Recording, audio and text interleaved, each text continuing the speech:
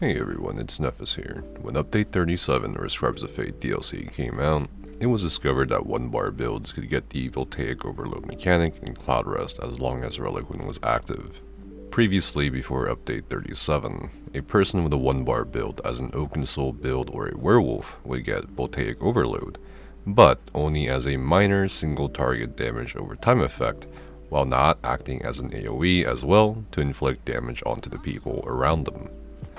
While there were claims that Voltaic Overload only applied to those with 2 bars available to them, and not 1-bar players, there wasn't enough of a sample pool or data at the time to determine that's how the Voltaic Overload mechanic worked, now especially with other people claiming that they were still being affected by Voltaic Overload on 1-bar builds. So, here's what I found to be true after testing it in a few dozen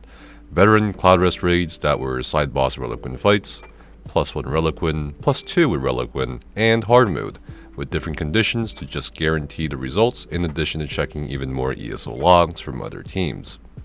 Voltaic Overload will consistently target those with 2 bars available over players who have Oaken Soul equipped without a weapon under backbar slot or players who are werewolves. However, this is only true if there are players with 2 bars active in the main area of either the Reliquin or Zamaja fight, with Reliquin present. A big part of the initial confusion seemed to stem from people going into portals. If those with 2-bar builds go down into portal, and all that's left upstairs is 1-bar restricted builds, then yes, the Reliquin Voltaic Overload mechanic can apply onto one of those players, regardless of whether or not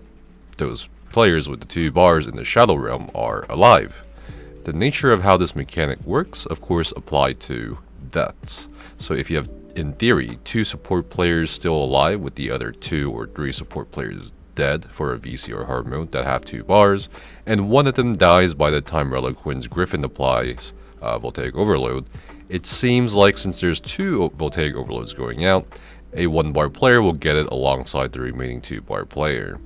Furthermore, if the DPS roster has 1-bar builds and the supports don't, the supports will naturally have to expect to get Voltaic Overload basically every time it goes out, which can definitely be a stressful thing to handle at times. So, in conclusion, you can now, well not now, but you can, turns out, do 1-bar builds, but you are extremely screwed if the entire roster has 1-bar builds, or if the roster's 2-bar support builds die off, which at some point will probably not matter since Cloudrest snowballs quite fast and hard depending on who dies and when.